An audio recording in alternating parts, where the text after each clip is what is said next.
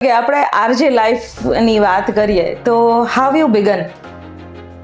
હું આમ તો નાનો હતો ત્યારે મોસાળમાં હું મોટો થયો. મારો જન્મ છે એ મારા મોસાળમાં થયો અને પછી મારા નાના નાનીએ મને મોટો કર્યો. ત્યારે રેડિયો પર મહાભારત ને રામાયણ એવું બધું આવતું અને ત્યારે હું સાંભળતો. એટલે ત્યારે હું મારા નાનાને કહેતો કે હું એક દિવસ રેડિયોમાં બોલીશ.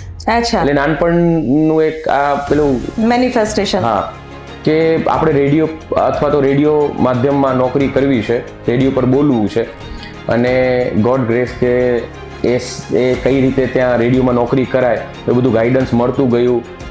એનું એજ્યુકેશન લીધું, માસ કોમ્યુનિકેશન કર્યું અને 2007માં મને કેમ્પસ ઇન્ટરવ્યુમાં રિલાયન્સ બ્રોડકાસ્ટ નેટવર્ક લિમિટેડના બિગ એફએમમાં નોકરી મળી અને જર્ની કન્ટિન્યુ. અને પહેલી જ કોર્પોરેટ જોબ અને અત્યાર સુધી હું એમાં જ છું. એટલે લગભગ 19-20 વર્ષ જેવો સમય થયો અને એક જ ઇન્સ્ટિટ્યૂટ સાથે જોડાયેલા છે, એક જ ફર્મ કંપની સાથે જોડાયેલા છે અને એક એનો આનંદ છે. અને જે સપનું હતું એ પૂરું થયું અને મારો અવાજ ઘણા બધા લોકો સુધી પહોંચ્યો અને એક રેડિયોના કારણે એક ફેમ મળ્યું, લોકોનો પ્રેમ મળ્યો.